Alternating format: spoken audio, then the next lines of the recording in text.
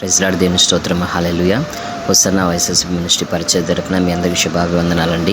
ఉదయకాల దేవుని చేత ప్రభు మిమ్మల్ని నింపి ఈరోజు మీరు చేసిన ప్రతి ప్రయత్నంలో పనులన్నిటిలో దేవుడు తన హస్తాన్ని మీకు తోడుగా ఉంచి నలుదిశల విజయాన్ని మీకు అనుగ్రహించి నడిపించునుగాక. ప్రియమైన దేవుని బిడ్డలారా, ఉదయకాలం వేళ చక్కటి దేవుని వాక్యాన్ని ధ్యానం చేద్దాం. సామెతల గ్రంథము 12వ అధ్యాయము 28వ వాక్యం. నీతి మార్గమునందు జీవము కలదు, దాని త్రోవలలో మరణము లేదు. నీతి అనగా అబ్రహాము దేవుని నమ్మెను, అది అతనికి నీతిగా ఎంచబడినని గల్తీలు రాసిన పత్రిక 3వ అధ్యాయం 6వ వాక్యంలో పరిశుద్ధాత్ముడు తన దాసుడి ద్వారా రాయిస్తారండి. అనగా దేవుని నమ్మిన మార్గములు అనేవి ఉన్నాయండి, దేవుని నమ్మని మార్గాలు ఉన్నాయి. దేవుని నమ్మి నువ్వు వ్యాపారం మొదలుపెట్టావా? దేవుని నమ్మి నువ్వు ఉద్యోగాలు చేస్తున్నావా? దేవుని నమ్మి నువ్వు చదువులలో కొనసాగుతున్నావా? దేవుని మీద నమ్మకంతో అనేకమైన ప్రయత్నములు కలిగిన అనుభవాలను నువ్వు నడుస్తున్నావా? అయితే గమనించండి, నీ మార్గంలో జీవమున్నది అనేసి ఇక్కడ ఉంది, ఆ త్రోవలలో మరణం లేదు అనేసి పరిశుద్ధాత్ముడు రాస్తున్నాడండి.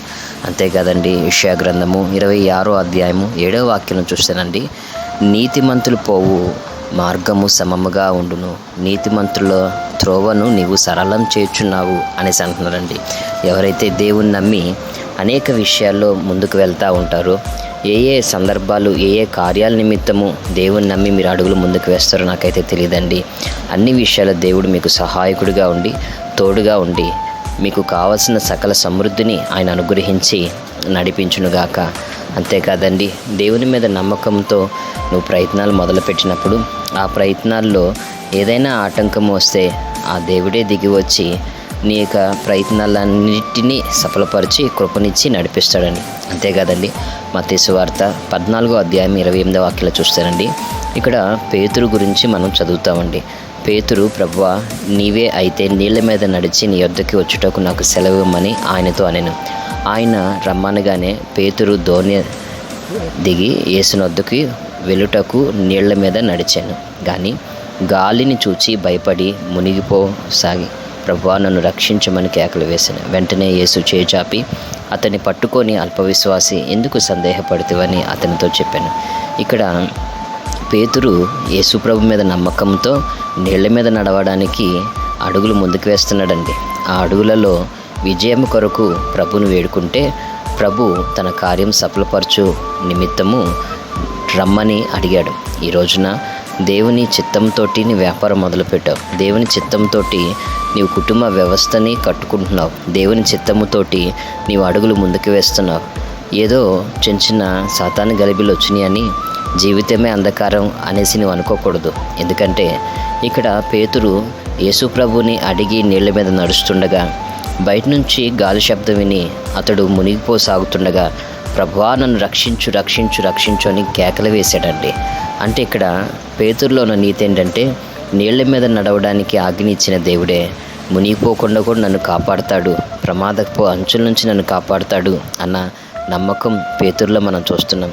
ఈ యొక్క ఉదయకాలం వేళ నీవు ఒకవేళ యేసుని నమ్మి ఏదైనా కార్యం మొదలుపెట్టినావేమో, నీవు దేవుని నమ్మకముతోటి నడుస్తున్నావేమో, సడన్గా వచ్చిన కష్టాలు, బాధలు, నష్టాలు, ఇబ్బందులు బట్టి, బలహీనతలు బట్టి, ఒకవేళ మనుషుల మాటలను బట్టి నీవు నిరుత్సాహపడి వేదన చెంది నీవు ఒకవేళ బలహీనమైన అనుభవాలలో నీవు ఉంటున్నావేమో, నాకైతే తెలియదు. కానీ ఏ బలహీనత, ఏ శ్రమ, ఏ శోధన నిన్ను కృంగతీస్తుందో నాకైతే తెలీదు. ఆ కృంగతీస్తున్న అనుభవాల్లో పేతురు వలె నీవు కూడా ప్రభువా నన్ను రక్షించు రక్షించు రక్షించని నీవు ఎత్తిన చేయి దించకుండా కేకలు వేస్తున్నట్లయితే పేతురు చేయి పట్టుకొని నిలబెట్టిన నా దేవుడు నీ నీతి మార్గంలో మరణం అనేది రానీకోకుండా ఆయన కృపతో మిమ్మల్ని నింపి నడిపించునుగాక. ఆమెన్. మరణ ముళ్ళుని విరిచిన పునరుద్ధారపు శక్తితో నింపబడిన దేవుని మనం ఆరాధిస్తున్నాం కనుక ఈ ఉదయకాలం వేళ నీకు కలిగిన బాధల వైపు చూస్తూ నీలో నీవు కుమిలిపోమాకు. కన్నీళ్లతోటి జీవితం ఉండిద్దని నువ్వు అనుకోమాకు. నీ జీవిత బాటలో నీవు కావాల్సిన అక్కర అవసరతల నిమిత్తం చేతులెత్తి దేవునికి ప్రార్థన చేయగా దేవుడు సమయోచితంగా కృప చూపిస్తాడని నమ్మకంతో నీవు అడుగులు ముందుకేసినప్పుడు దేవుడు నీకు సహాయం చేస్తానే నడిపిస్తాడండి. కాబట్టి నీతి మార్గం అనగా నమ్మకమైన మార్గం అది. ఆ నమ్మకమైన మార్గంలో పేతురు మునిగిపోతే లేపడానికి దేవుడిని అడిగాను కానీ లోకాన్ని అడగలేదండి. నువ్వు ఒకవేళ లోకం వచ్చి నేను లేపుతుందేమో అని నువ్వు అనుకుంటున్నావేమో. దేవుడిని అడిగితే దేవుడు తన బిడ్డల ద్వారా నీకు సహాయము చేసి, దేవుడు తన బిడ్డల ద్వారా నీ కన్నీళ్లు తుడిచి ఆయన కృపతోటి నిన్ను నిలబెట్టి నడిపిస్తాడని. ఈ వాక్యం వెంటనే నీవు ఎటువంటి బలహీనతలతో, ఎటువంటి చికాకులు, శ్రమల మధ్యలో నెమ్మది లేని అనుభవాలు పోరాడుతున్నావు నాకైతే తెలియదు, కానీ నా ప్రభు హస్తము నలుదిశలా మీకు నెమ్మదినిచ్చి, విజయం ఇచ్చి, కృపనిచ్చి నడిపించలాగున మీ కొరకు చిన్న ప్రార్థన అండి. కృపా సత్య సంపూర్ణకు దేవా, మీకు స్తుతి స్తోత్రం చెల్లిస్తున్నాం. ఉదయకాలం వేళ ఈ ప్రార్థనలో ఏకీభవిస్తున్న బిడ్డలైన వారిని జ్ఞాపకం చేసుకో. నీతి మార్గంలో మరణం లేదు అనేసి నువ్వు చెప్పావు నా ప్రభా. మరణకరమైన తలంపు, ఆలోచనలు, ప్రేరేపణలు పుట్టకుండా అయా నూతన కృపల చేత నీ బిడ్డలు నింపబడినట్లుగా సహాయించే. అయా నీవు నీ బిడ్డల మార్గాలు సరళం చేస్తున్నావని నువ్వు వాగ్దానం చేసావయ్యా. ఏ మార్గంలో ఆటంకముల మధ్యలో, అవరోధాల మధ్యలో, అయా కన్నీళ్ల మధ్యలో నీ బిడ్డల మార్గాలు ఉన్నాయో మాకైతే తెలియదు నా తండ్రి. నీవే చాపబడిన హస్తం నీ బిడ్డలకు తోడుగా ఉంచి, నీ బిడ్డల కన్నీళ్ళని సంతోషకరంగా మార్చి, అపజయాలు విజయంగా మార్చి, అయా నూతన కృపల చేత నీ బిడ్డలైన వారిని నింపి నడిపించమని, సర్వశక్తి కలిగిన కార్యాలు నీ బిడ్డల జీవితంలో జరిగించమని అడుగుడి మీకు ఇవ్వబడినన్నావు. నీ బిడ్డల పక్షంలో ఉదయకాల వేళ మేము అడుగుచున్నామయ్యా. నీ బిడ్డలకు కావాల్సిన ఆరోగ్యము, క్షేమము, సమాధానము, శాంతిని అనుగ్రహించమని నజరేయుడైన యేసుక్రీస్తు ప్రశస్త నామం ప్రార్థిస్తున్నాం తండ్రి. ఆమేన్. మన తండ్రి అయిన దేవుని ప్రేమ, తన కుమారుడైన యేసుక్రీస్తు కృప, ఆదరణకర్త అయిన పరిశుద్ధాత్మ దేవుని అన్ని సన్నిధి సహవాసం కృపయు ఈ వాక్యం వినిన ప్రతి ఒక్కరికి నా ప్రభు హస్తం తోడుగా ఉంచి, జీవ మార్గంలో నా ప్రభు మీ పాదాలు స్థిరపరిచి నడిపించునుగాక.